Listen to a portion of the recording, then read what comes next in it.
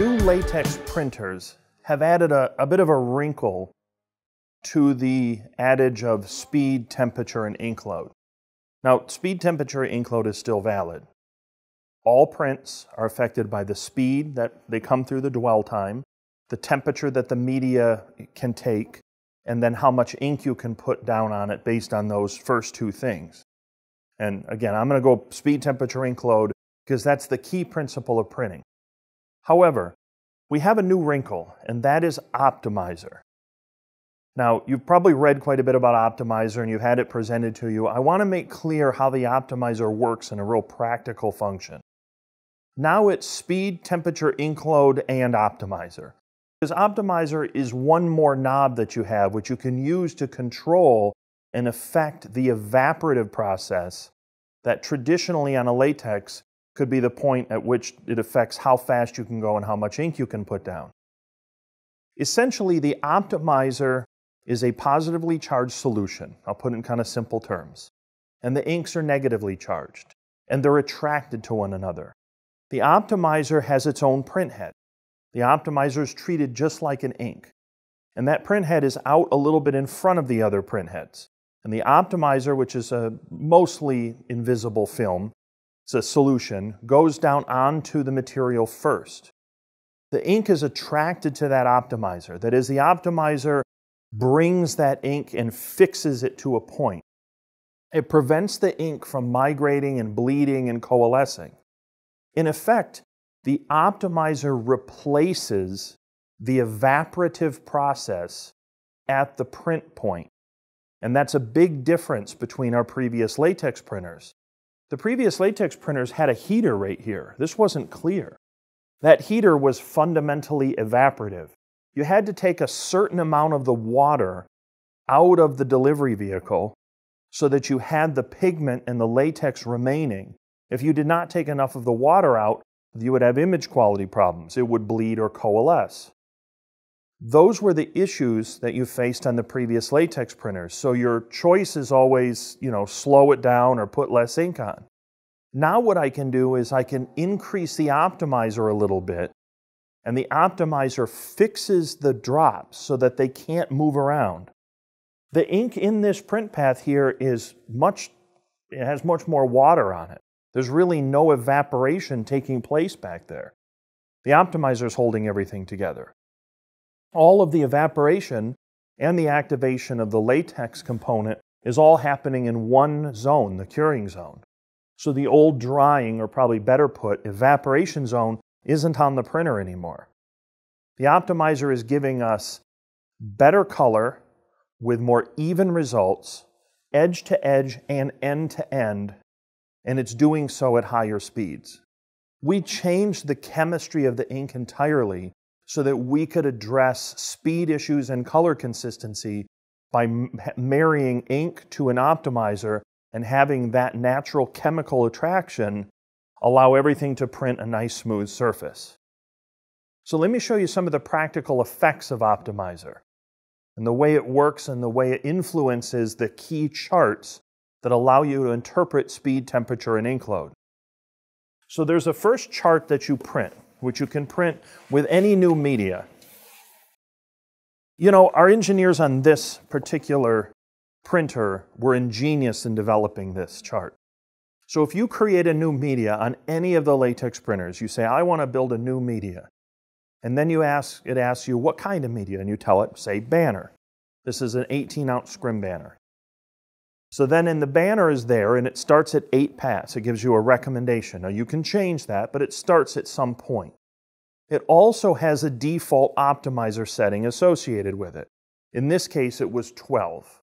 For most smooth surfaces, including banners, 12 is generally speaking the right Optimizer setting. You don't have to put less, you don't have to put more. You will get the maximum effect of the Optimizer at 12. Some other materials like fabrics, it's going to be 24. Canvases can start at 30, and I've seen them go as high as 47. 47 is the highest I've ever seen an Optimizer setting, and that is for a particular type of canvas that has a very rough and uneven surface to it. We're using more Optimizer to hold the drop so they cannot sort of filter or sink down into the valleys, and instead they stay on the mountaintop of the canvas. It prevents the sort of flecking and white flecking that happens when the ink sinks down and then the tips of the material are showing through. What you want is a nice even tone. So when this chart is printed, and I can look at it right now and tell you what pass it is because it only goes to 100%. 100% is indicative of 8 pass and 6 pass. So I already know pretty much what pass mode this probably is. If it were 10 or 12 pass, it would go up to 120% density. We changed the available density a little bit based on the likelihood of it ever having any chance of curing at a certain speed. So we already kind of know that on a banner, you're not going to get better than 100% at 8 pass, or we don't recommend it. Now, when you print this chart and you choose 8 pass, the optimizer by default in the Advanced tab is set for 12. If you disagree with that, there are some ways to determine whether you think you need more or less optimizer. A canvas that might have a very irregular surface or a real dimpled surface might benefit from a little more optimizer. And there's a way I'll show you in a second how to check for that. So this chart was printed at the regular settings with the normal optimizer. What it's showing here is at, let's say we did this at 230 degrees Fahrenheit, at 8 pass. You have 3 things in play: bleed, coalescence, and think of coalescence as like bleeding within a color. Usually coalescence, when things aren't quite right, it's going to show up with almost like a fish-eyed look, like you're seeing things with underwater goggles. You know, the ink, the water in the ink is hitting the material and it's kind of moving out on you before you can fix it. Instead of a nice smooth tone, you get this irregular tone to it, and that's coalescence. And then lastly here, what you have is the global ink limit. It is, in a sense, the maximum amount of ink you'd ever be likely to be putting on the print. So somewhere in your files, some customer is going to give you a job that has an enormous amount of what we would call rich black. When that rich black goes through the printer, you need to make sure that you have the settings so that everything is completely cured. If you're putting too much ink on it, it will not completely cure, and you'll get this hazing or greasiness.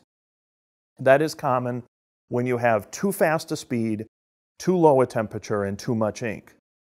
One of the things that's a real virtue of this chart is, and why it's so ingenious, is it's allowing the end user to determine how much ink you can put down at a certain speed, at a certain temperature, and then know that every print you send through it will be dry.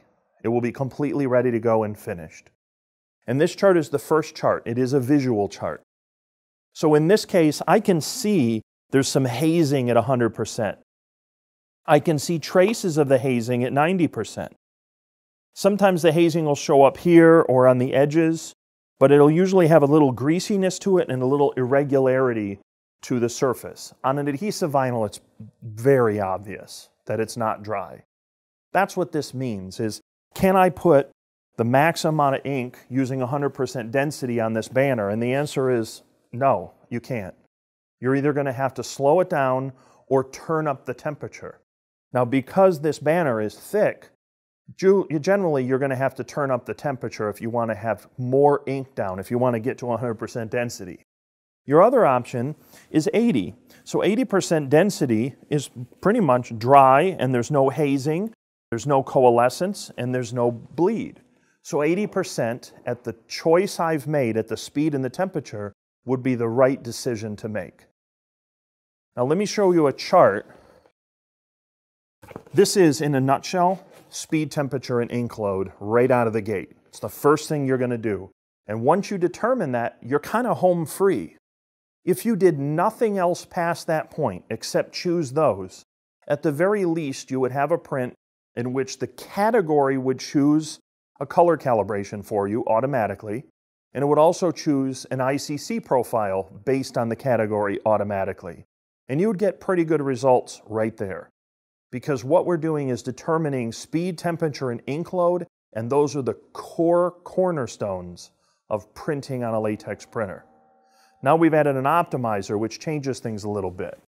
So this is the second chart I want you to see. Down it goes. This is the same chart, but with no optimizer. Now that's sort of an extreme take on it, but I want it to be really clear what happens when you take away the role of the optimizer on these new printers, or you don't have enough optimizer. What happens is it is just bleeding and coalescing all over the place. The bleed is terrible, the coalescence is off the charts, and this global black is both wet and irregular. Without an optimizer, this looks a mess, and this is unsaleable. As soon as I go to 12, everything smooths out. Now there's another chart, which I'll show you in a moment, which will change it to say 24 and see if more optimizer will help or if there's no change. We'll also show you what it will look like with less optimizer. Sometimes what I'll do is I will run this initial chart with different optimizer levels.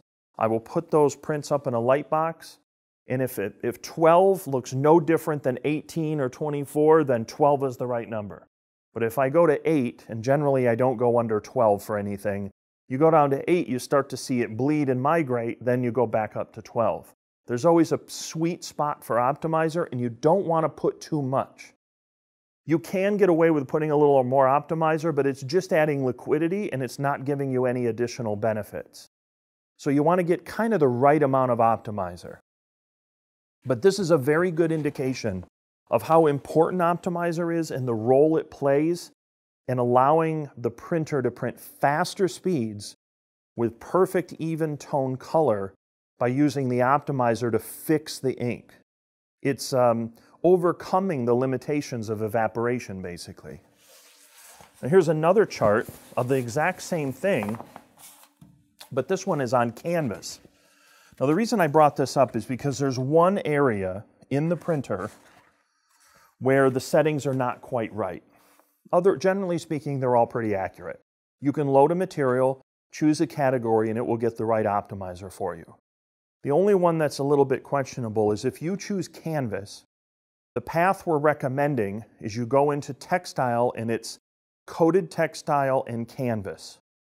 If you choose that category, the default optimizer number will be 12.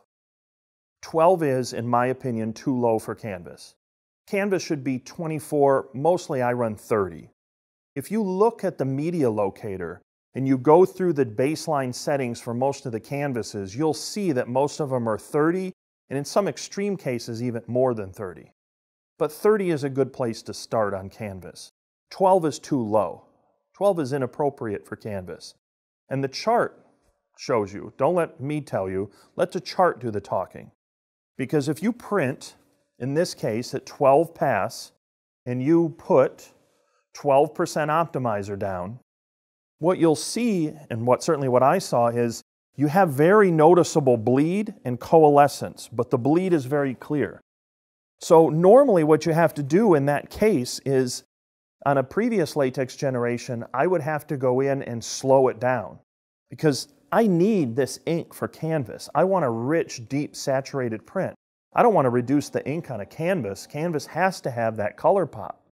So I need 110 or 120, or in some cases even more, 130% ink. And I don't want to have to go all the way back to 80 or 90 because that's where the bleeding stops when I run 12 optimizer. So these settings are not going to work at 12. But now with the optimizer, you run the exact same chart, but you turn the optimizer to 30, and presto, all the bleeding is gone. Everything smooths out, and you can run higher ink loads with deeper density. You're going to have a richer, deeper color. Your Pantones are going to be deeper. You're just going to have a better canvas print at 110 or 120 than you're going to have having it print back at 70, 80, or 90. And that's really important because the optimizer is doing that role. And hopefully we can catch these two differences, particularly in the bleed area. So that's the one setting in there I want you to be aware of. But this illustrates the effect of that optimizer and what the optimizer is doing. Now this is a chart that's actually on the image quality tab on the printer. It is under Print Latex Optimizer Check Plot. So if you wonder, do I have the right amount of optimizer? You print this chart. And this chart is going to show you where you're at where less optimizer will be and where more optimizer will be. You can use this chart, or you can go into the settings and change the optimizer and run this calibration chart. I usually use the calibration chart. I'll do a couple variations and look very closely at the bleed and look very closely at the coalescence, and that usually tells me everything I need to know. If they look the same, I go with the lesser amount of optimizer. Using crazy amounts of optimizer like 70 or 80%, that's not giving you any benefit.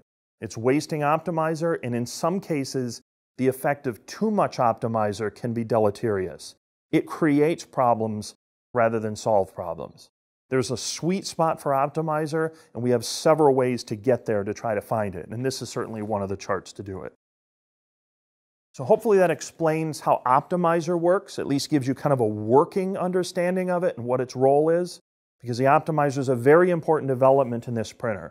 It is the key technological advance that separates this new generation printers, I believe, from the previous generation of printers, because it really does replace the evaporative process with a chemical attraction process, and it's given us a lot of improvements, both in the color consistency and also in our productive speeds.